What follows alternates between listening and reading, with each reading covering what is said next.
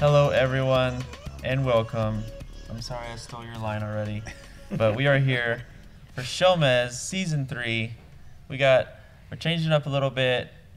For those of you that have been following us for a while, SHOWMEZ is typically like a live podcast. We're never in person together. We're always doing the Zoom thing. It was kind of born out of the pandemic, and we had a lot of fun with it.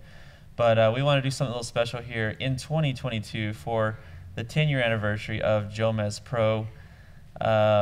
I'm really excited for this. Thank you guys for being here. Nate Sexton, Paul Ulibarri, Jeremy Koling. I am Jonathan Gomez, and we're here to have some fun. We're here just to recap the last 10 years of the history of JomezPro, also just disc golf as a whole, these guys' careers. It's going to be a lot of fun. Thank you guys for being here. And I got to get something off my chest before we really get started, something I've been thinking about saying to you guys for a long time. Oh boy. I didn't come up with the hello and welcome thing. Other people did it first. Oh. So I get a lot of credit for that, but I'm not the first guy to say that. Believe it or not. I've been feeling like I've been stealing your line when you're gone and I'm saying hello and welcome. It isn't. It's out there in the ether. Anybody I can don't say even it. mess with it. Anybody I don't can even try to say it. I stay away from it. I try to make it my own. Hello, folks, or howdy, y'all. Or, yeah, you know, for sure. Hello, everyone, and gather around for some disc golfing action. Never said that. I will. You've never said it one time. No, I haven't, but I will, and I'll change it up from now on. I just thought that we had to keep it consistent, but now that I know it's not yours, nothing's consistent. Thanks, anymore. guys, for being here. Yes. I'm really glad that we really dug into that. I didn't really expect. Thanks, Nate, for bringing it up. I didn't know it was. I didn't know it was going to spiral. I didn't know it was going to spiral. Yeah, I'm here to bring I'm spirals. glad that you were able to clear that up. So thank you for. creator. All right, so we're gonna start out here where it all began. It was July in Charlotte, North Carolina. Oh yeah. The year was 2012. You guys were all there. Not me. No, you weren't I wasn't there. You guys were playing. Mm-hmm. Sure was. In the pro MPO division, and I was there in the amateur division. Somehow I played well enough to be invited to play Am Worlds, and I say well enough, that's not the case. What I meant was I played enough, because what you do is you get enough points to be invited, and when it's your first time, you're like, oh my god, I got invited to play Am World Championships, this is so cool. And then when you think about it, it's like, no, you just spent enough money playing enough tournaments, and then they invite you because they need money to pay these guys. So I remember my first Am Worlds invite, and same reaction. As do I, yeah. yeah, you get the I email. did it? I know. It's an I exciting get to letter. go? The crazy thing is, I remember where I was when I got the email 10 years ago. I remember I was at my apartment and I just looked at this thing pop up. I was like, congratulations, you've been invited to register for Am Worlds. And I'm just like, no way. Like, I'm not even that good. I was like 925 rated or something, you know? I was like, but I'm like, how do I afford this trip? Nothing wrong with 925 rating. There's No, nothing wrong with nothing. Oh gosh, no. But when you're going to play Am Worlds, even 10 years ago, like, you have to be like 980 plus to even like have a chance. That's hilarious that you got an email. I got a letter. Oh, So I got to open it up like I got a scholarship. I'm like, I did it. It's one of those reaction videos where you like to Am Worlds. Yeah, it's one of those reaction videos where you like record yourself because you don't know what the decision's gonna be. You're like, okay, here I go. Yes, I am invited. I'm in. Congratulations, you're going to Charlotte. Anyways, so it was really exciting. I was just like, here I am gonna go play. The pros are all gonna be there. I remember like I just gotten into watching disc golf. Like I was playing disc golf for a couple years before that, but this is when the media was finally starting to like show more like live. Disc Golf Planet was in full swing at that point, and we and I was like, okay, I'm gonna take my camera, but I'm just gonna go play, and then if I have time, I'm gonna go try to meet all the pros I can. And at the time, I didn't know that many pros, to be honest. I didn't know who any of you guys were. I knew Dave Feldberg because his name was on the boss. I knew Nico LaCastro for some reason. Because Ken Climo, surely. I knew Ken Climo, of course. I also was a huge fan of Will Shoestrick. Yeah. He was just like, I mean, at the time, I think he was Probably number one. Yeah. probably. And I remember every time I'd go play horribly, and then I would end my round and I'd drive to wherever I knew the pros were playing that day. And so then I would go and meet up with him. And I remember I met Will Shoestrick. He was the first pro I approached. I was like, dude, like, I'm such a huge fan. Like, this is awesome. And I remember at the time, Nonstop Disc Golf was a thing. Yeah. Nonstop Disc Golf was a tour. Kayla Viska, Dave Feldberg, Nico, and Will were all in the Innova RV. So I remember going up to James Tennedy, who was the guy that was filming Nonstop Disc Golf at the time. He was a really good friend of Will's. and he basically was walking around caddying for Will, and I was like, dude, what are you doing? You're not filming Worlds? And he's like, no, I'm caddying for Will this week. And I was like, you've been filming every other event on tour, but you're not filming the World Championships. It didn't make sense to me. I didn't but know that just goes to show it was birthed out of James Kennedy. Yeah. It's not filming. Exactly. So my so I would gosh. go every day after my round. That's so wild. I was exhausted because we played 6 rounds in 4 days, and even when you think like I love disc golf, 6 rounds of competitive disc golf in 4 days is a grind. Yeah. Like that's why Worlds used to be like I think a lot different because you guys would play that plus a final 9. Like it was a lot of golf. Anyways, 7 or 8 rounds and then a final so 9. some days I would play 2 rounds and I wouldn't get to go follow them, but the days that I'd play 1 round, I would go meet up with Will just because he was the only guy I knew at the time. So then I started filming with my camera because I brought my Canon 7D, kind of like because it was a vacation and I was doing other stuff, but I was like, well, I'll film them and just kind of get some footage. And anyways, by the time we get to the final 9 on that Saturday, I didn't play well enough to play on Saturday, so that was good for me because I didn't, I had all the time in the world the final day. I got cut after the 6th round, which is understandable because 925. Yeah, of course. So I get there. There's more people than I'd ever seen gathered for disc golf ever before on that fairway of Hornets Nest, where we currently play the Disc Golf Pro Tour Championships, which is really cool to be able to go back there. The first time I got to go back, it was like pretty surreal of being like, dude, this is where it all started. Yeah. Even though the course was Way wildly different. Yeah. Anyway, so I get there.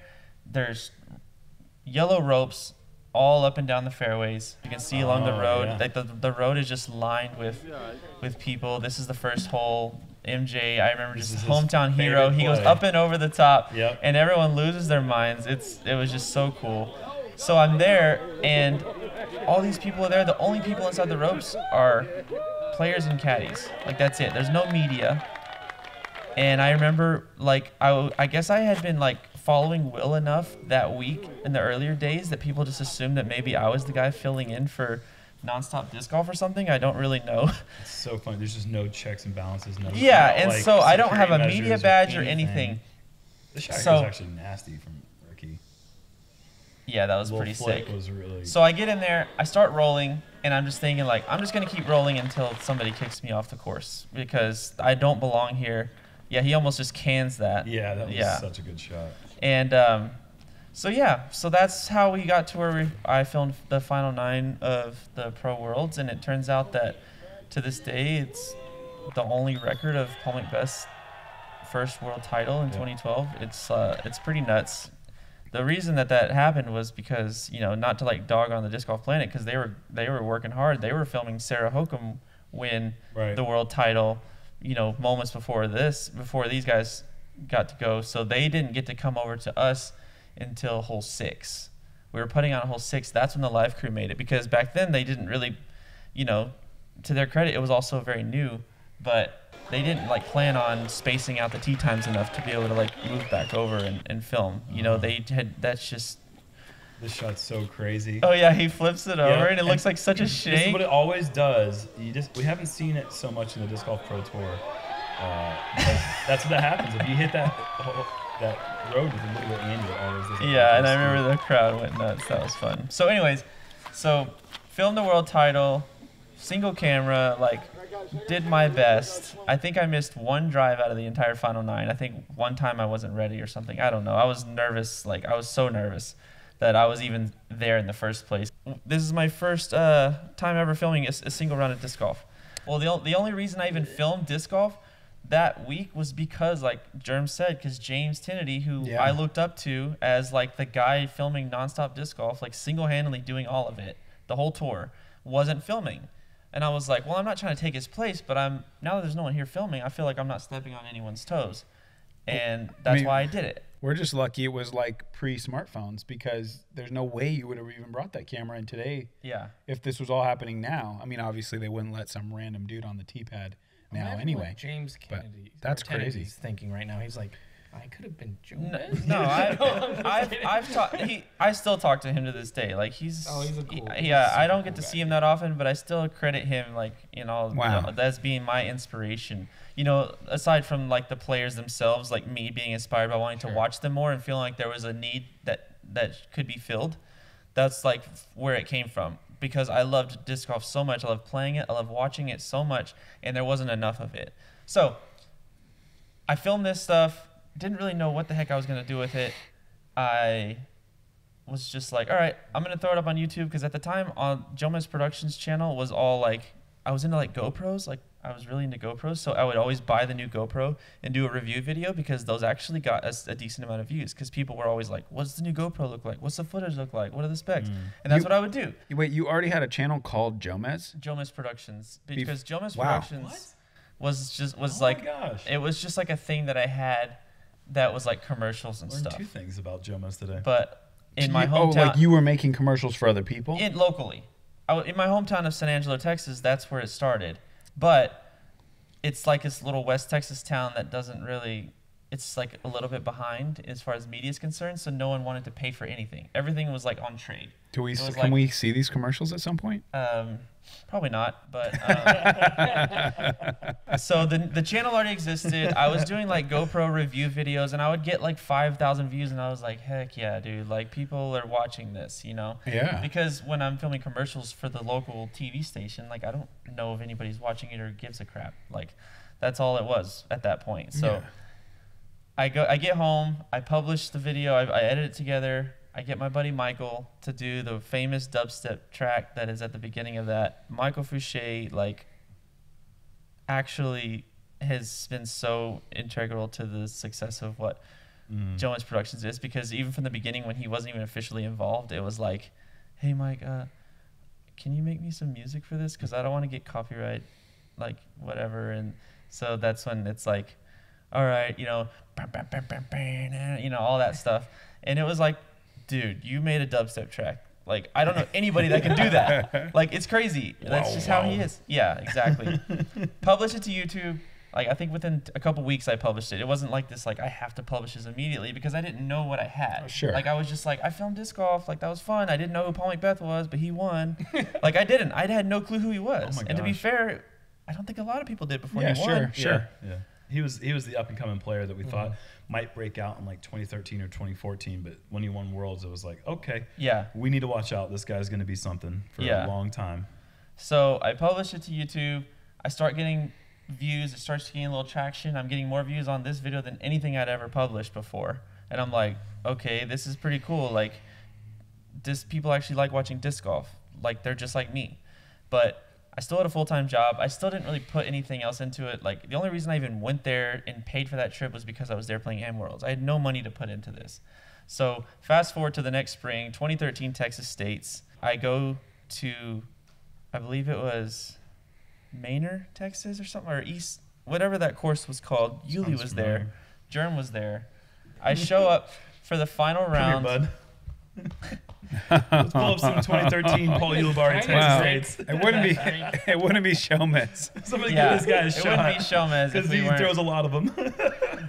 So we get there. I get there, and I only show up for the final round, because again, like, I don't fully understand, like, what do I? No one did. What is my like purpose here? I didn't really know. I just knew that there was times I wanted to show up. So there's Nico. Everyone always talked about his big old hair. And Oh, stuff. Ray! Yeah, there you go, Ray. Nice. Full sendies. And look at that, just like, This is why he's Found the a way best scrambler of all time, because he Yeah. just throws his body into shots. so a lot of like loosely fitting plaid shorts between the card. It was very much the style. I'm sure Jerm was guilty of it too. I wore one round with plaid shorts, and I looked in Does the that mirror. look like plaid shorts? I'm throwing No, bad, Paul's but I'm looking good. looking smooth. Adidas. Yeah, Paul's you were looking good. Adidas before Adidas. He's got a What what time. you're wearing there would Look work at this. today.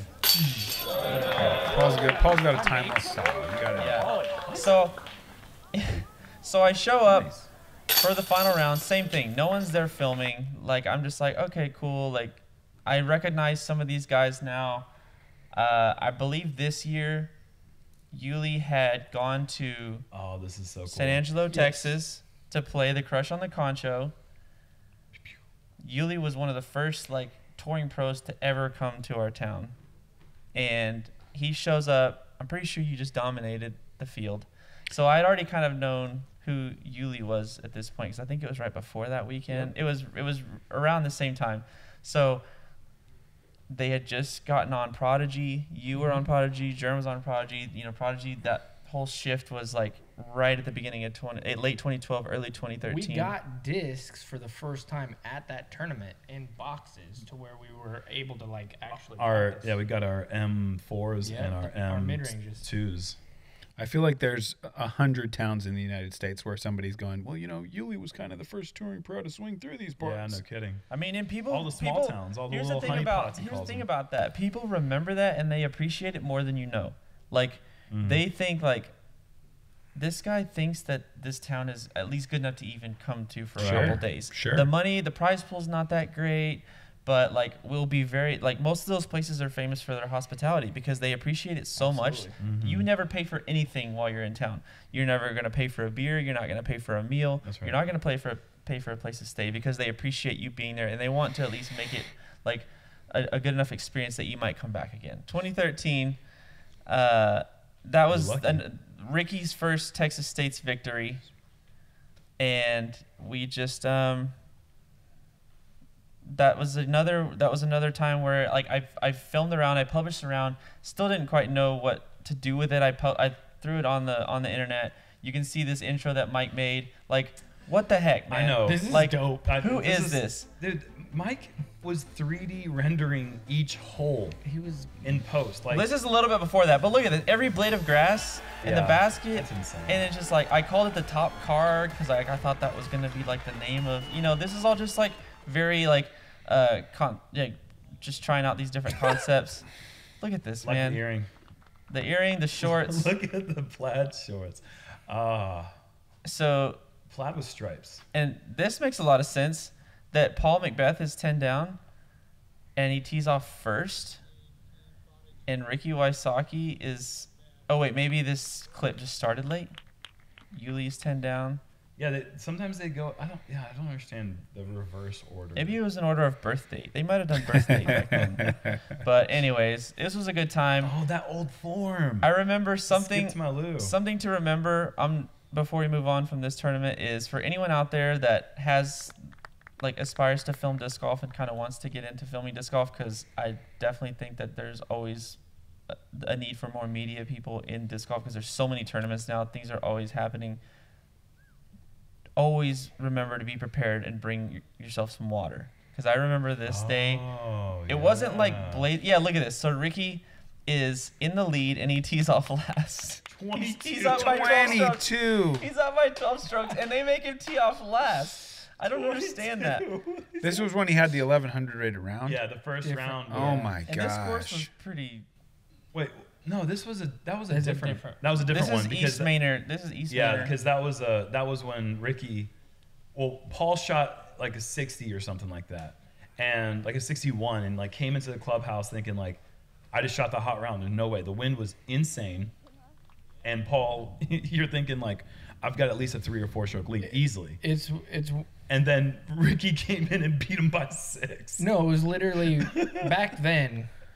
Like I was really good, and when I played good, I would be like, okay, I'm leading. Any tournament that I was playing. Yeah. And that was the first time that I played around where I came off the course and I'm like, I did it. Like I'm gonna have the lead. I might be up by 2, maybe 1. And I was until Ricky came in and he beat me by 5. Or no, it was 6. I think you shot 61. So many, shot and 55. I remember thinking like, that's How? not possible. It's not in the calm. If it was a helping wind on each hole, 55 would have been insane, and it was a headwind the entire course. Yeah, it was it's crazy. back before any kind of live scoring, when you just kind of word of mouth. It came like Ricky shot a what? I was playing with like Devin Owens, like really great players back then, and I just completely smoked them, and they were like, "Whoa, dude! Like great round, man!" And I'm like, "Dude, I know. Like maybe this is the year, you know." I was just down by 6. Ricky says, "Hold my putter." Yeah. So crazy. we filmed the event. I get home, post it to YouTube. Same thing. Like I let it sit. I go back to my normal job, my life, whatever. Like this is in the spring of 2013, and we didn't film another event for a whole nother year till 2014 Texas States. Whenever I finally decided, like, okay, I'm gonna show up. I'm gonna film my first ever like complete tournament. We showed up to Old Settlers Park in Round Rock, Texas, 2014. Leading up to that event, I was like, the easiest way I think for me to like improve this product is to add another camera, because after Texas States, like that place was kind of a nightmare to film single camera. Like I need somebody down by the basket, around these bins of the fairways, all this stuff. And so that's when I bring in Mr. Michael Fouché. Michael, let's go. We need you to take your seat, please. Oh, wow. Come on, Mike. Let's go, Mike. Yeah, Mike.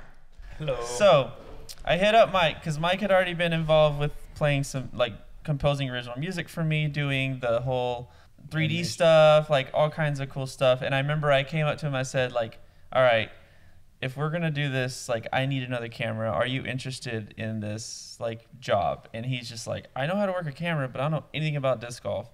And I don't know what was going through your head, like, whenever I asked you to even be involved in the first place. Yeah, so basically, me and Jonathan had been friends since high school, and he had known I'd do photography. So I was really into that, and I'd done a little bit of video work. I've always been into that kind of stuff. But then, yeah, he was just like, hey, you want to come film this round with me? I was like, dude, I don't know anything about disc golf. Like, what am I going to do out there? So basically, he just took me out on a course, and Jonathan was playing around, and he was like, yeah, we're just going to take a camera out there and just, like, let's see what happens. And so I filmed him, thrown, like, a couple of shots. We filmed, like, 9 holes. Yeah. This is the day before we're leaving to go to the tournament to film the professionals. Yeah. And I remember telling him, I was like, 925. Just so you know, Michael, they're going to throw a lot further and a lot more accurately than me, but this is the best I can do for you right now. And it's me just playing our course. It was at the Angelo State University disc golf course. It was a really fun course. It was more of a pitch and putt, which made me look a lot better than I was. But that was Mike's first experience. Like, with a Canon DSLR, mind you, like, these are not meant for the kind of shooting we were doing. And so he trains up. He's like, all right, this is about as good as I can do. It was a crash course. Like, it was insane. Like, Michael's just like the ultimate, like, team player. He's a quick learner. It's not like we had videos of disc golf to pull up, like, because there wasn't a whole lot. Central Coast was around. I'm not, like, saying that wasn't the case, but I just remember, like, it was still a lot of, like, single camera stuff. Like, we didn't really have a lot to go off of, so we were just like, all right, let's see what we can do here. So then we show up. So just at this point, you're communicating with TDs and saying, or you're just this was straight up showing up. just rolling in. I like, hadn't talked to this point, 2012, 2013. I hadn't told anybody I was coming, and no one cared that I was coming because they were just like, "Oh, cool, you have a you're camera." gonna promote our events? Yeah. Sweet. And did the players react to you in any way you didn't expect, or is everyone just kind of like, well, I guess that guy's gonna be down by the basket now? He didn't even say hi to me, so he was just like, Well, not that hasn't changed. That's not true. I'm just kidding. Yeah, and we didn't even have walkie-talkies to communicate at that point. So Yeah, it was sure. Like just throwing in the fire, like, hey, you'll be fine. Just staying. Yeah, go down there, Mike. Yeah. Look You're gonna for hear some some discs. rattlers down I there. That's the specifically good spot. remember Yeah. thanking anybody who ever had a camera at that point, because nobody ever filmed anything. Yeah, I sure. was Right, always yeah. like, Right. this is awesome. Like, thank you so Yeah, much. totally. Yeah. Right. So we get to the Old Settlers Park, 2014. Nobody's asking you, hey man, who are you? What are you doing? Yeah. So Nothing. I That's do This remember. is where Ricky shoots this in. Look at these graphics. Look at these amazing. This is me going to every tee pad with an iPhone, cropping it later Oh my. for the This tee is signs. the tournament where I shot the Yeah, that's what I was saying. This is the Dude, course. the wind was so awful. It was so cold this that day. I tournament. remember that. Oh, it was brutal. Ooh. Yeah, the wind so just made it just. Yeah. first time, Insane. that's my first time meeting Simon Lazat. I was, of course, by then he's already getting pretty popular. He had just come to the States. Was it in 14? Was his first year in the States with Adrian? In that maybe 12. Over before, but maybe this is first. The Like, tour, full like time. Doing the tour they deep in the did. game Yeah. thing and probably. the trick shots. Yeah, This is the year he won GBO. yeah. We haven't gotten there yet. Thanks, Jerm, for the spoiler. But This is the year that I don't know what happens to GBO, but Simon was there. so That's a nice shot. yeah, so this course was pretty brutal. It was cold. It was windy, but so anyways, Spoiler for so an this event is that Michael. happened This 8 is years Michael's ago. first attempt at filming disc golf, and like his catch him skills Yeah. are already just like That's my first attempt at putting. yeah. Putting disc golf. And Ricky from even back then has yet to miss a putt. So Man. we get through 2014 Texas States. We start the year off, and I remember we had filmed enough things on the channel and gotten enough attention that Bobby, Cool Daddy Slick Breeze from Dynamic Discs said, "Hey, are you guys interested in coming to film the Glass Blown Open?" And I remember, like, Glass Blown Open had enough of a name at that point that I was like, dude, that's a big event. Like, that's huge. First invitation? Yeah, that was our first invitation. Oh, you opened and the they were, mail? yeah, we opened the letter. We're going to We got a Emeralds again. scholarship. I got it. At that point, I think he might have. I don't remember for sure. We might not have gotten any like paid to go, but it was like, hey, like we'd like to have you guys be here, you know. And I'm like, Yeah, back in that's those an honor, days, and you're yeah. getting asked to be, you know, to film. It's lucky you opened it. I think if I got a letter from Cool Daddy Slick Breeze, that's probably straight to the recycle bin. Yeah. So I remember like preparing for this trip. Like this was our first like out of state trip. Like obviously, look at this intro. Look at this sick intro, bro. Oh my! And then look at that. Did you do the that Jomez Productions logo? Was that you, Mike? No, I made that in my crappy Photoshop skills. Okay, Don't. no, that's like the that. worst part of it, and that was my fault. And No, I'm I actually sorry. like that. Oh, look at us, Andrew Kramer, video co-pilot. Yeah, and look at Jerm. Ooh, yeah. What a sexy boy. Wow. I don't know if it's So here's all the sponsors: Bearded Brothers, Discator, Udis, Snapspin. These were all people that I reached out to and was like, we're gonna go film the Glass Blown Open. We're gonna do 2-camera coverage. We're gonna do next day, like all this stuff.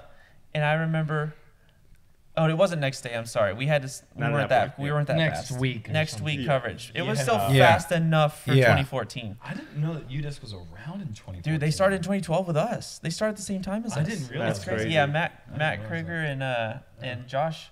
I don't know if it's because I don't really computers, but that intro still works. You know, Yeah. for me, that doesn't look that dated. I watched that thing Oh, 100 wow. times over when we completed it because I was like, dude, this is so good. This is so good. So there's Simon Lizotte.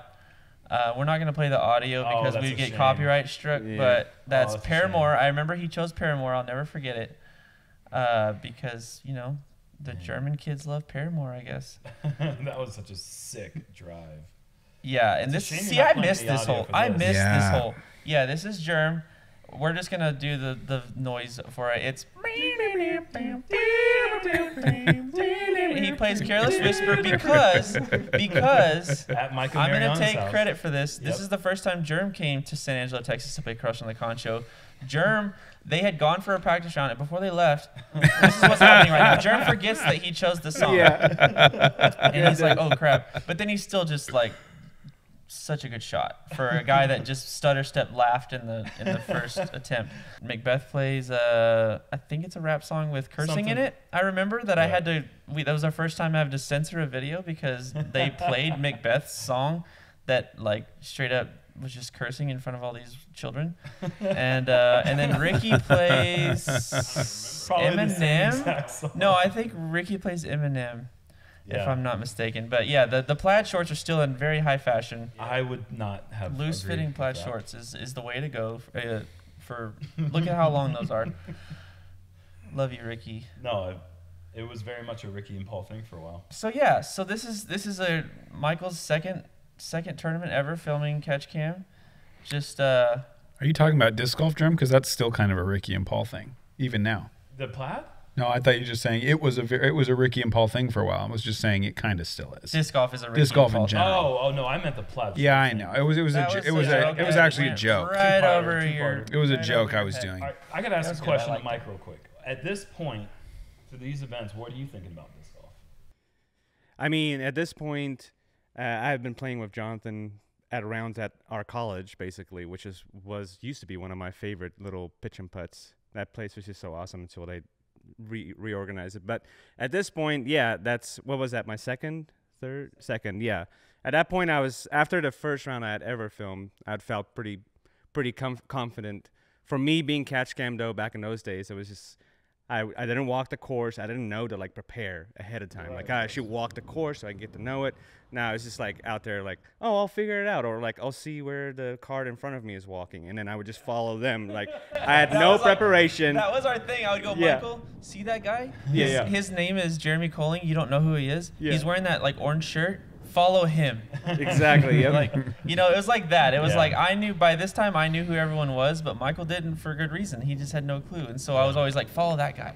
So anyways, GBO is such a great experience.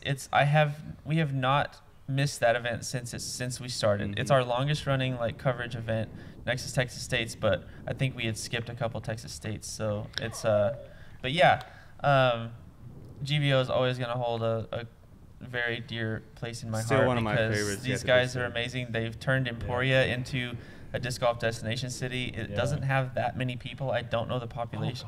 It's like 25,000. Yeah, or something. 25,000. It's a little college town, Wow, Emporia yeah. State Still University. growing at this point. And every time we go to Emporia, it's like they embrace disc golfers like no other place. Like I would say, it's especially for the size of the 100%, town it is. I think our longtime Jomez watchers are going to know the legend around Mike never getting hit by discs and just like, you know, being agile with the catch cam. I feel like as a non-disc golfer, the times I've been around non-disc golfers, they're so confused by the flip and the fade and where is this thing even going? So I'm wondering if you have any kind of like panicky memories of like, or like a thumber or something, like they're trying to read where this thing's going and you're up there on the catch, Or even mortified that you would like, you know, Yeah. impact the game if it hits you.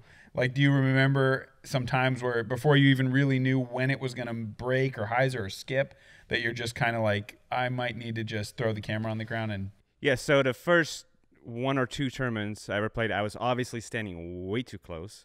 I mean, I did that throughout the year, that first year I was filming, but I had a lot of close calls in the first few tournaments just because I was way too close and the disc was just like flying over me and I didn't know better to like stand back there. I mean, obviously I was still trying to figure stuff out and I didn't, you know, necessarily have a game plan, but yeah, I had a bunch of close calls that I still have nightmares from spike hyzers through the trees.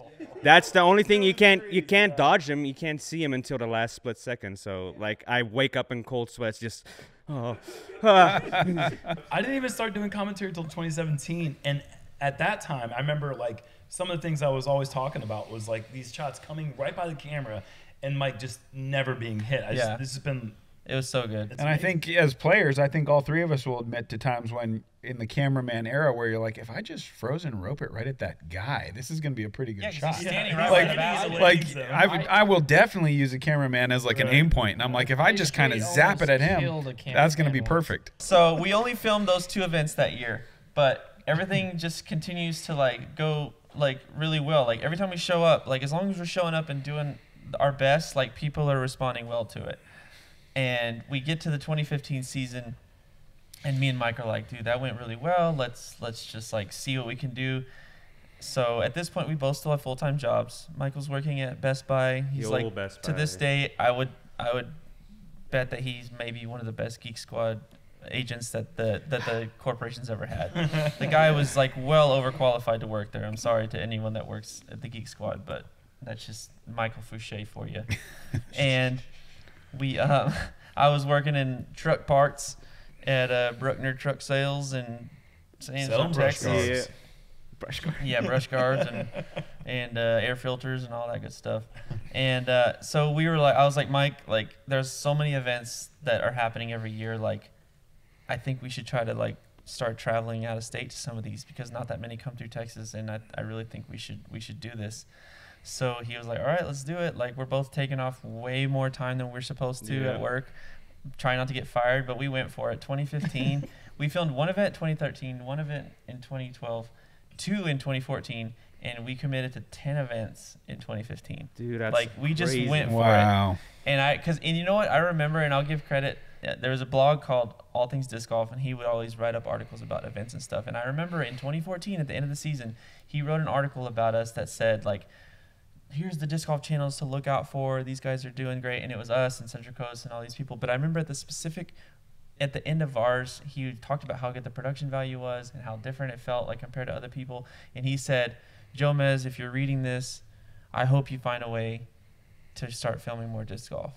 And I remember being like, dang, man, like that guy's like calling me out, but like he's encouraging to if you can do this, like you have a shot. And I just remember being like, dude, like that was, for me, it was just like, we got to do it. Like there's people that are watching, and this guy wrote an article mentioning our names, you know, like that had never happened before. So 2015, we're just hitting we're just hitting every opportunity given to us. We went to California. We went to what was that called? The St. Jude Invitational. Oh yeah. Yeah. What was it called? Black Horse something or? I think In Monterey? It was in Monterey. Yeah. So we had a fun time there. Me and Michael got to do the tourist stuff. We went to Google. We went to Apple. We went and saw like all the sites like Texas boys would do when they go to California for the first time. We went to the beach, didn't get in the water because it's way too cold. So cold, man. Yeah, it was just all the typical, experiences that those guys like us would have. Getting your first real taste of like what this could be like. Yeah, touring the country, and going back into the first ever time that we had Nate Sexton on commentary, and any commentary for that matter, because commentary, for all of you that remember way back then, it was not important. It was not important. So here we go. This is Nate Sexton. All right, round two, commentary for Hall of Fame Classic. Looks like you're still going through the awkward teenage years right Almost. now. I don't know. I mean, I know you're not, but... Oh, God. There we go. There we go. So Channing cool. Tatum mode. He looks just like Channing Tatum every time I see him. You've still never had a Red Bull in your life, correct? I haven't. All right, let's do it. McBeth had a full refrigerator of them in his RV. What's up, YouTube? This is in the RV. The Hall of Fame Classic, round two. I'm Paul McBeth. This is the Sexy Beast Takeover. I like I'm here how with Nate's the wording, one and mouthing the only, words with the him. man that is making disc golf sexy again, Nathan Sexy Sexton. What's up? Here we go. It's me, Sexy, or as my mom might call me, Nathan. We're ready to get some commentary done. I'm right here next to the one and only McBeast. Turn them speakers up. I don't know why every video doesn't start with that audio clip. I know. But it should. I will never forget that. Like, I thought it was so cool that these guys wanted to take time out of their day. Like, this was in the middle of the tournament. This wasn't even final round because they were leaving town right after the third round. So I was like, well, we're only gonna be able to do this round with them. And they sat and did the commentary for us. We recorded it like in the most primitive way. Like, we didn't do commentary, so we were just trying to figure it out.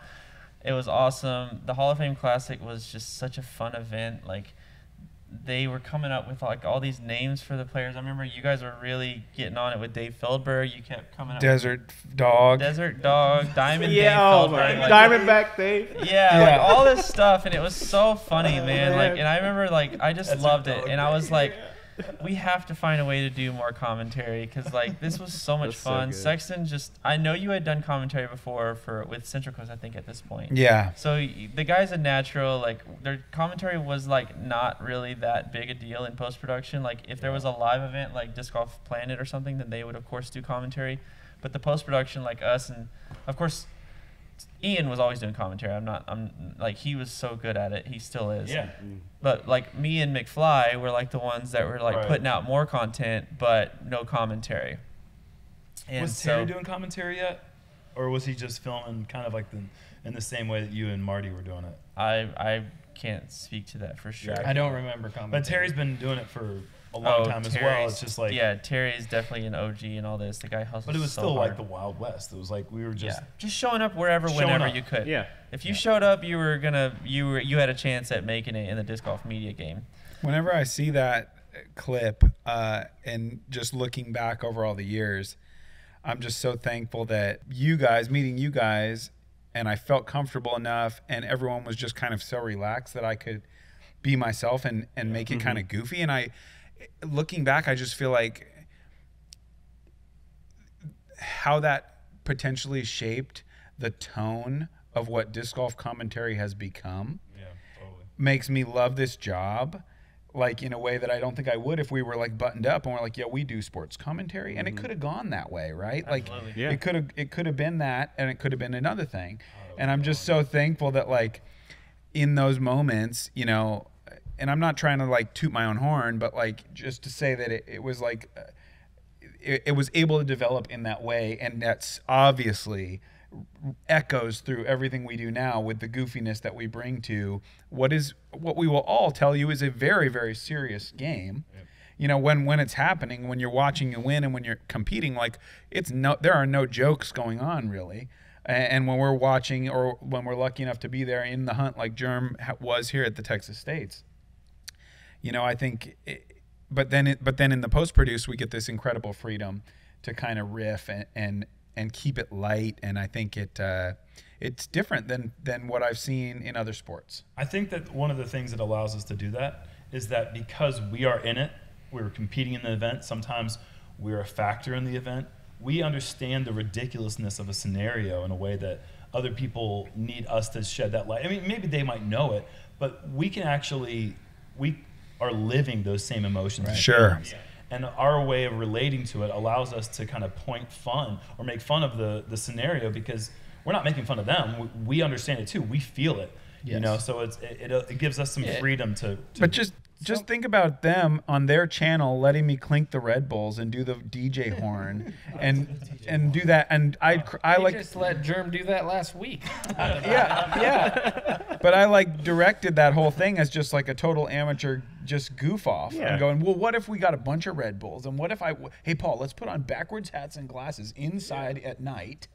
You know, and it's just totally stupid. But they were like, okay, not guy. One time have they ever directed us in that. No. You know, like there's not been an ounce of feedback or constructive criticism. And then not that I wouldn't accept it. Of course we would. But it's like they've always just given us that freedom. You know, starting with that day with the Red Bulls and the backwards hats and the DJ horn. Just have fun, enjoy it, make it what you want to make it, be yourself. I think it's funny that people out there are just like, these goofballs, like, and they don't understand, like, no, this is actually my entire life. And I know more about disc golf than you will ever know. I've seen more shots. More about disc golf than you'll ever know. I've seen more shots than almost anybody ever. Yeah. And at a high level. So my goofiness, it's poking fun, exactly what you said, because of the knowledge that I have. Mm-hmm. And I take it so serious that you have no idea that level. That I'm able to be sarcastic about it, because I know exactly what they're going through. Yeah. I mean, we've been in the hunt for, all of us have been in the hunt for world titles, like not just like been there, like we've been like been there, like I get sure. Know? And so like the level of seriousness, I think that also gets kind of a back seat, that they don't understand. Like, no, like this is my life, and I'm giving it every single ounce of my ability to give you guys the best that I can bring. And sometimes that comes out in a goofy way, but that's my way. Yeah. 99.9% get it. Right. I really appreciate you guys like diving into that. We'll definitely have more opportunity in episode 2 when we move in to 2017 and on. But this one's going through 2016, so let's stay. Well, that's it. We've covered it. So 2015, the end of the season. Everything is going well. We've done 9 events on our own as under Jomez Productions. Jussi Meresmaa reaches out and says, hey, would you guys be interested in coming to the United States Disc Golf Championship? Anytime UC reaches out for anything, it's important. Yeah. Just so you know, that the guy man is buttoned all the way up. He's just a legend already. 26 hours a day. I don't know where he finds time to sleep. In Finland they have the extra 2 because of the extra 2. Yeah, Midnight Sun. Yeah, but you got to sleep. No, he doesn't. Okay. Have you heard him talk? He's not human. Hello, I'm Jussi Meresmaa, and I do not sleep. So Jussi Meresmaa is just like, I've looked up to him ever since this type of opportunities, and we started having some sort of relationship and connection. And he said, hey, I would like to see if you guys would come film the USDGC under Spin TV. And I just was like, totally. And he actually offered to pay us and everything. Like this was a huge opportunity. I had been watching USDGC on Disc Golf Planet and things like that since probably a couple years before that, when I think when Will was really like hitting it hard for those years, and Nico, and so we were like, let's do it. So we hopped on a plane to Charlotte. And I remember going to Winthrop Gold and like seeing that place in person. Like out of every course we had seen at this point, that one to me was like, I can't believe I'm here right now. Yeah. Like, because I had seen it on video enough, and I was like, I cannot believe we have an opportunity to film this event. Like it was just like that was the new high point of Jomez Productions at that point, was filming that event for Spin TV. And yeah, me and Mike just had such a great time. We got to hang out with UC, and Jamie Thomas was there, and yeah, so just a lot of great memories at the beginning of a relationship that, as we'll get into, has a lot more opportunities afforded us because of Jussi Meresmaa. So and you got to film the most painful disc golf round of my career. Heck yeah. Oh. Oh boy. Oh, so I feel so bad for you. Yeah. Yeah, and He's it filmed every one of mine in a row for 6 straight years. and so 15 was the year that, if I'm not mistaken, was the Grand Slam year, right? Yeah. McBeth wins. Oh, I can tell you all about ends it. He didn't win every season. event that year. He wins the USDGC and completes the Grand Slam. That USDGC, I had a 3-shot lead with 1 round to play, and I lost her by 11 shots. So, quick math. That's 14. That's 14 lost to McBeth in 1 round. Wow. It was not. I still got 4th, which is respectable, but man, that hurt. That's probably my biggest regret of my whole career, was not being able to come through with a 3-shot lead at the major, and just to fall so flat on my face in that little storm. But at least you allowed McBeth to get the Grand Slam. So Yeah, that was the easy way to joke about it. I kept saying, he's driving the truck. You guys driving the truck, but he's Yeah. letting you stay in the RV. You kind of owed him. yeah, I kept saying something. Innova called it in, and I had to roll over for the team. That's how I said. You know, it's like, Yeah, it's what am I like- gonna do? Bust up my own buddies? It's Bust like up my Ricky buddy's and Grand Cal Slam? at Come the on. Talladega Nights. You know, you're the shake and bake. I You definitely guys was swing a him slingshot in the man. first place. I was a Can't be slingshot two man. number ones. Yeah. Yeah. 11. Yep. That's exactly how it was. We used to joke. We used to do that exact joke If you ain't first, you're last. that You whole know. season, because I wasn't getting a lot of firsts, traveling to every tournament, with McBeth, every practice round with McBeth. Always the bridesmaid. as It they was say. I got to see some good disc golf, let me tell you. Okay, so we wrap up 2015. The year just went nuts. 10 events, up from 2 the year before. Me and Mike are just taking every opportunity we could have possibly had, and the channel just continues to grow, and we just keep putting ourselves out there. And then, I mean, to this day, when people ask me like, "Hey, I want to get into disc golf media. Like, what is your like advice?" and I just say, "Show up," because that's what we did in 2015. Especially, we showed up. We almost lost our jobs, both of us, because we took way too much time off of work. Like, I remember after this season wrapped up, my boss came to me and was like, "Hey, I think it's awesome that you're doing your thing. Like, and this hobby is like taking off." But he's like, "You cannot take off that much time next year." Like, I had 2 weeks of vacation and I was gone for 5 weeks that year. Wow. 5 full weeks that I took off just for disc golf tournaments. And we- Texas is selling a lot of brush guards. yeah. They need Yeah. as much help as they And can I get. was, and I was actually pretty good parts salesman. Like, I was the top salesman in our store, and like I was doing good at 5 that years job. running. Hey man, does my camera need a brush guard? And Yep. like I was doing a really good job at my job, but I was like, how can I stop doing this? This is going really well. Yeah. Like, me and Mike are killing it. Like, we're giving it everything we got, and people are responding well. And as a content creator who started out in a small West Texas town doing commercials, and no one can really you don't really see people appreciating your work. It's just like, oh, get it on the air and let's go. To see people like be able to post content to a social platform and seeing the comments come in, like, because we were just so used to MySpace and Facebook at this time. Like, if people were commenting even one time on your photo, you're like, heck yeah, dude, Right. comment on my photos, man, write something on my wall. Like, Instant that was validation. that was our way of getting feedback from other people or even strangers. But it wasn't common for people just to be like chiming in from all over the country or the world. And so having that and having those comments come in on YouTube on the videos and just saying like, dude, this is so good, thank you for posting this, I love watching disc golf, like I wouldn't be able to watch it any other way. So we go into 2016, we're like, okay, Mike, like that was great, but I can't do that again, I'll get fired, and this isn't my job, this is just a hobby. So we scaled back down to, I want to say that's like 6 events, maybe 7. Oh, wow, really? UC calls us up again, come to the first ever Disc Golf World Tour event in La Mirada, California. Oh, that's right. And we were like, yeah, let's do it. It was early in the year. We had a full team of Spin TV folks there. Like, it was a really well done event. So we did it under Spin TV, but then UC, part of the deal was that he said that we could post it under the JomezPro as well. Oh, So cool. this was like the first ever time we ever actually attempted to do some sort of cool graphics. Overstable Studios, Yeah, Juan Luis Juan. Garcia, who now is a huge part of he's a part owner with myself. And this is when I met him. He was working for Central Coast. This is how I met him. These are Juan still was my working with Central Coast? Central Coast hired him before we did. Ian hired him first. These are my crappy graphics because Juan wasn't working with us, and I just bought these off of some website. And I didn't even have my own drones, so Andres Productions, who did the flyovers with Central Coast, was doing the flyovers, and like thankfully he was cool enough to let us. And so there's UC, there's the man right there in the back clapping.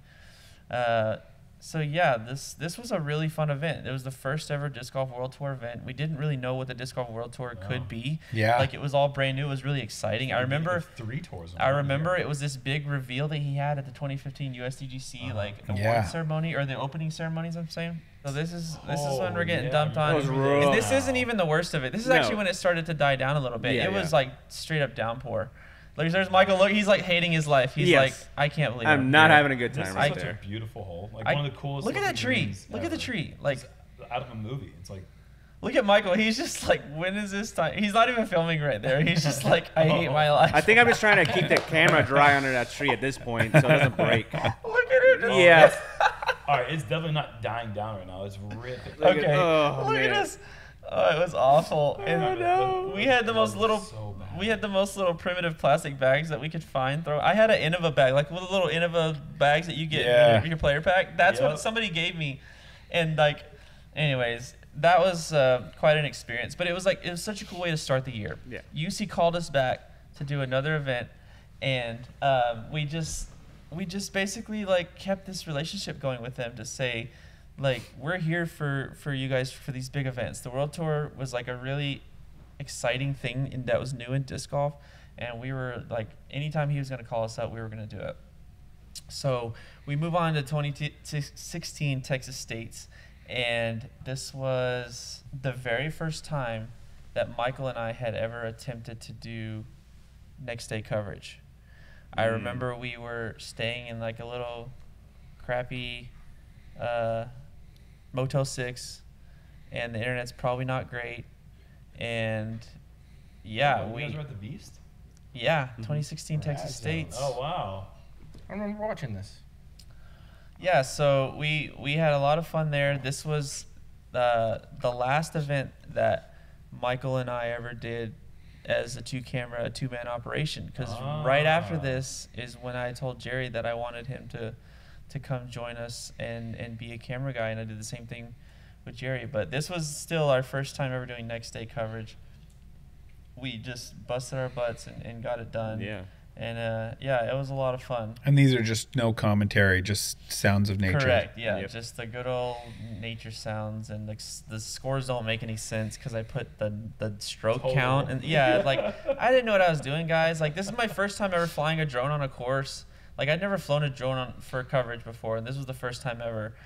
And Kind of looks like a 15-year-old driving a car for the first time. yeah, well that's exactly what it was. Backing out of a spot, just like. Yeah, I had barely just gotten braking. that. I had just gotten that drone, you know, like, and of course we're getting rained on again. Like we just cannot escape. Can't get a break. Cam Todd, though, man, what a legend. Yeah, man. So His win in 2015. we move on to that. We do the next day coverage and everything. You know, we're starting to get a feel for like what that could be, even though like it's such a grind to do next day. Like we were like, I feel like the only way to move up is to get this stuff out faster. Like the next, like releasing it the next week is cool and all, but I wanted to like find a way to release these like quicker. And so me and Michael did the next day as a 2-camera coverage. Everything went well. We move on to Nick Hyde Memorial. So in Rockwall, Texas, Nick Hyde Memorial, this is the first time we get Jerry involved. I did the same thing. We went to a local course. I think we had actually gotten some of our buddies to come play who were better than me. So we at least had some idea of teaching Jerry how to be A-cam, because I was going to move to reaction camera and slow-mo. We wanted to do more slow-mo. I still love this drone shot to this day. It was so cool. That's the lake, awesome. The lake there. That was a really great event. Everything is going well. We're still trying to figure out the 3-camera model and still doing next day coverage, of course. After Nick Hyde Memorial, we go to GBO, 2016 GBO, which was actually what what you guys probably considered a warm up for Worlds, because that later that year we were going to be in Emporia again for Worlds. How history repeats itself. Yeah. So. So yeah, and that's what we're doing here in 2022. But we go to 2016 GBO again. Like for some reason, I didn't even have my own flyovers. We're using like the Emporia, the ones that the Dynamic Disc provided us. I'm not really sure what the deal was with that, but this was just like I want to say this is the last event that we had as like Jomez Productions before we like turned the page and like really got to where we stepped up our game. Like we were doing 3 cameras here. I think we finally got like our nice fancy jerseys. Like everything was like, we were starting to feel like we were kind of trying to level up here. And this was like right before things just like went to where we finally wanted them to be. So 2016 GBO was great. We had a great time. I remember specifically we got to hang out with the Central Coast guys a lot. Like Ian and I did commentary together on these rounds. I wasn't comfortable doing it at all, but Ian encouraged me to like, hey man, you really need to like do some commentary on videos. I'm glad to help. Like Ian's always been such a cool like resource as we were coming up, and we always wanted to help each other out. And yeah, so we were doing commentary on these rounds together like at 3 in the morning. And another really fun thing we did here was this in the bag we did for Paul McBeth here in Emporia. And I remember like this was Juan's first involvement in something we did. We thought like, how cool would it be to do like a legit in the bag? Like we always just see the ones where it's like a single camera thing. So Juan just goes nuts with the graphics. Like it's just insane. Yep. Like something we'd never seen before. We filmed this at that event. And yeah, it was just like the graphics were just next level. Like we started doing FollowFlights for all of his discs in his bag. Like, look at all this. This is just insane. Like, this was 2016. Next level for sure. And I mean, this is Paul McBeth on a run of 4 consecutive world titles too. Like, I think people new to the game, they know he's a 5-time world champion. That has to have so many views. But he did it 4 in a row. Like, this guy's just at the absolute apex. Yeah, so, and it was awesome. So, you know, every time he would pull out a driver, it would say all the specs of it. And like he would throw them and the FollowFlight trails would come up and all that. Like, and this was when Mike was first developing the FollowFlight. Like the FollowFlight wasn't even born until 2016. This was a game changer for in the bag videos. Yeah, so it was so much fun, and that's why I wanted to specifically, you know, highlight this, because of like this was like our first attempt at like trying something like next. Like look at this. Like it's just like it's a $5,000 non-disc golf tournament content. It's like a $5,000 disc you just pulled out. Yeah. By the way. Right, is that what you're saying, Jonathan? This is the first non-disc golf like non-tournament coverage that we wanted to attempt. Correct. And really getting Juan involved with I knew he had the potential to like really like help us upgrade our content, and just look at, I mean, it's just like so cool, little heads up display type thing, and then a Mike bringing in his FollowFlights, and we had the drone, and like so many things we were trying to bring together to say like we're really trying to like make disc golf look professional here. Yep. And so then we big step. That's whenever right after this, so we get involved with the McBeth In The Bag with Juan. This is our first time working with him, and we're like, all right, it's time to we're gonna go back to Emporia. We didn't do any events, I don't think, in between those, and we went back to Emporia for the Pro Worlds. This is the first time ever like being hired to come do Worlds, because in 2012 was the first time we did Worlds, but that was totally just like a random occurrence. Like I just kind of showed up. Right. So we get hired by the PDGA to come do the Worlds, or it maybe DD hired us, whoever was in charge. We show up to Worlds, and like to this day, I'm still so proud of 2016 Worlds. We had Nate Sexton come back to do commentary with Steve Hill. The first time we ever paid anybody to do commentary. Awesome, Mike. Michael made this insane like Worlds animation. Cool. Man, I loved working on that. It was so awesome. Yes, and then Juan brought in his expertise. I love the way the world is illustrated. And like it was so much fun. We got to do so many cool things. Nate and Steve Hill just killed it. They did such a great job. I remember this was our first time like covering a full event with commentary. Like Juan brings in the whole like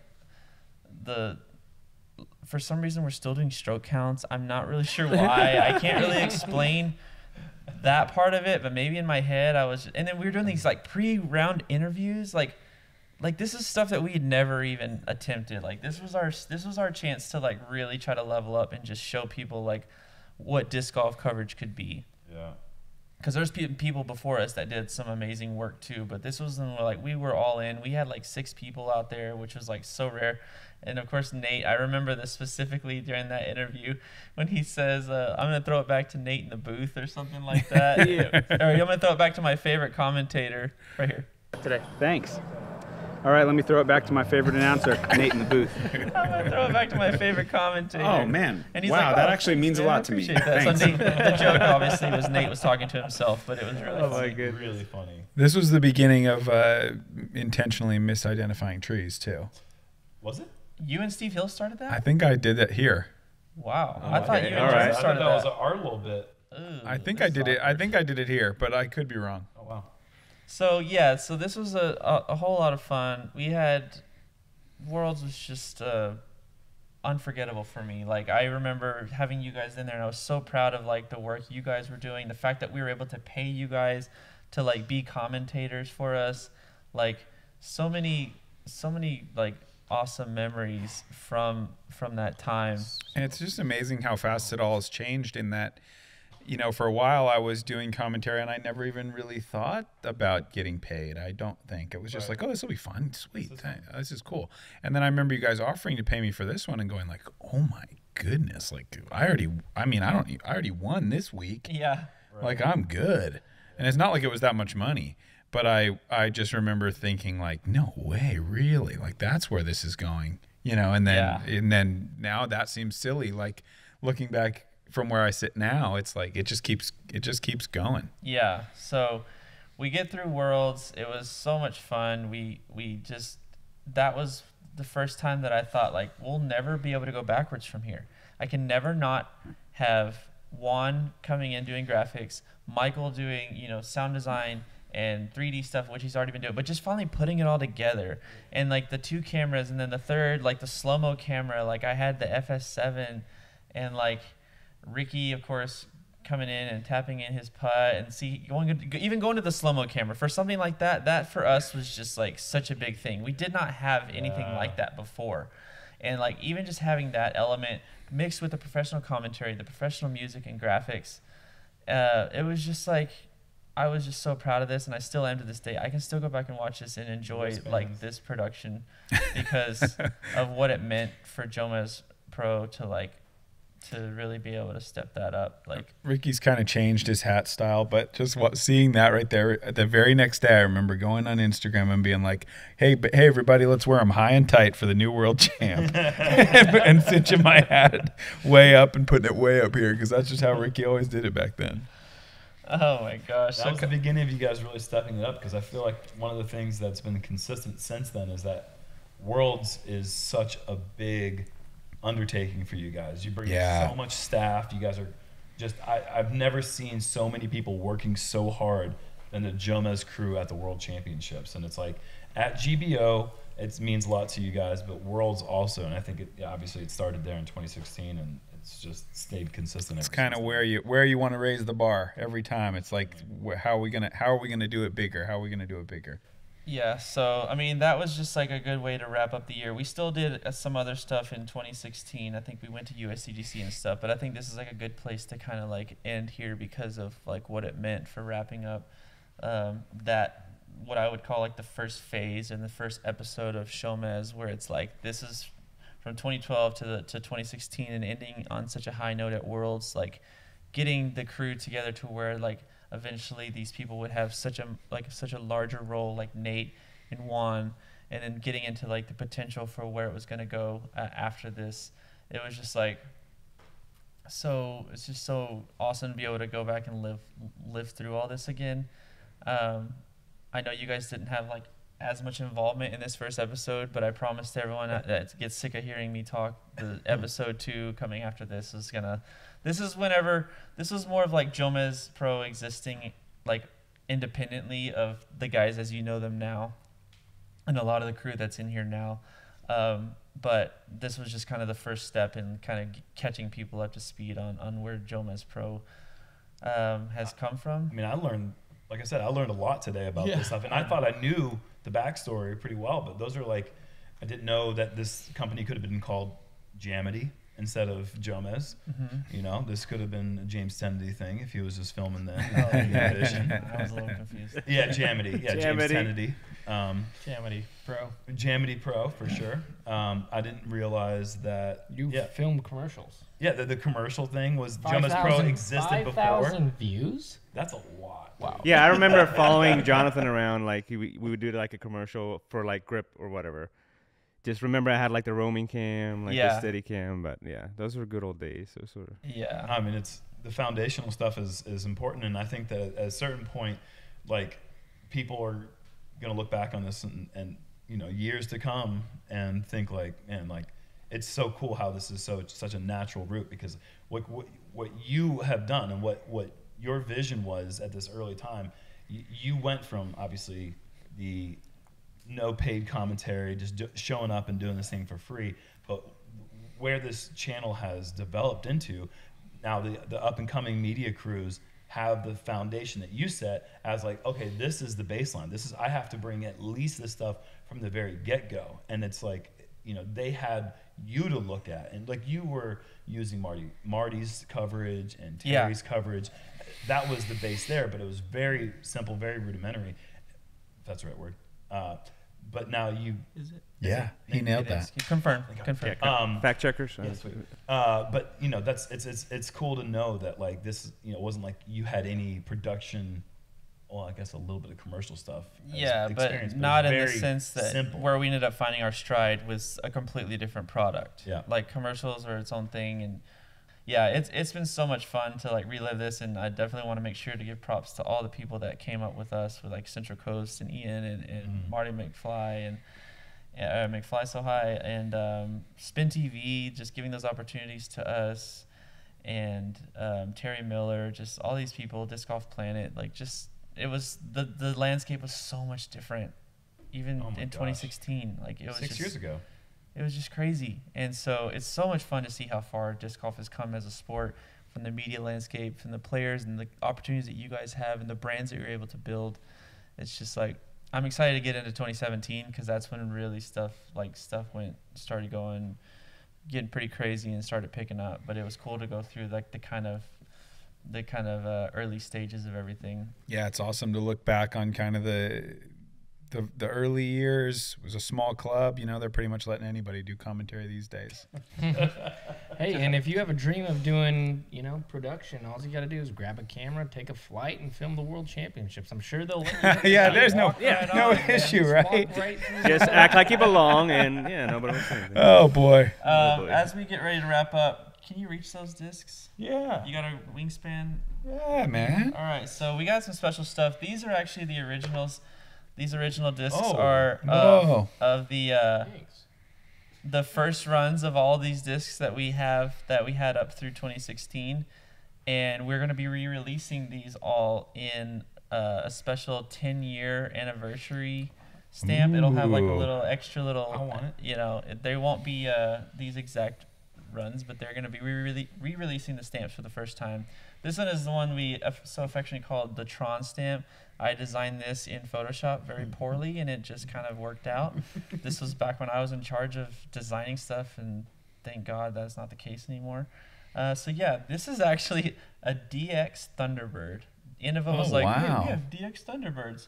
And I was like, that's weird, I'll take one. Deal. And so we got ordered like 50 of them, and they're not good for more than about 3 throws. Gimme. Because the DX plastic just doesn't hold up. Feels like a good roll. So we're going to be re-releasing those. Hey. The World Stamp. I bet you gave me this shirt at that Worlds. We have the Worlds. I know for a fact I gave it to you at the Worlds because I gave you and McBeth those, and I gave you each discs with this stamp on it because you guys picked like rocks or something because you're about to go to Europe, I remember. Yeah. And you're like, I want to take it to Europe. And I was like, if they really take our discs and throw them in Europe, like I might lose my mind. But you don't have to tell me if you really did. I can't. If I remembered, I'd tell you. Okay. But yeah, so we won't be re-releasing the shirt, unfortunately. I'm sorry, Nate has one of the last ones ever in existence. But we are re-releasing. This is our 2016 World Stamp. This was something that I also designed. This is the last thing I may have ever designed that I'm I am pretty proud of it, but it's not great. It's not a great design, but it was Worlds, and it was like kind of the thing we went with that year. So yeah, we're gonna be releasing the World stamp and McBeth in the middle. That's cool, dude. Oh yeah, I guess I designed the Paul McBeth stamp in 2012, or no, this is like 2015, I think. But I was a little bit ahead of the game, I guess. So we were releasing these two stamps for this episode specifically. So we'll show you how to get those commemorative stamps. So go to JomezPro.com right now to get your hands on these. We have limited quantities, so if you want a specific disc, you need to get on it right now. We have both Discraft and Innova in these limited edition throwback stamps, so check out JomezPro.com to get yours. And if you like saving money, you can join our Patreon community to get up to 20% off of these discs plus anything else in the shop. Just go to JomezPro.com/Patreon and pick your tier. We've got SHOWMEZ Squad, FollowFlight Fam, and Founders Club. From there, you'll get access to a discount code you can apply directly during checkout. And as a bonus exclusive for our patrons, we're releasing an extended cut of this episode of SHOWMEZ with more fun and laughs with me and BigSexyBarri. So visit JomezPro.com/Patreon to sign up.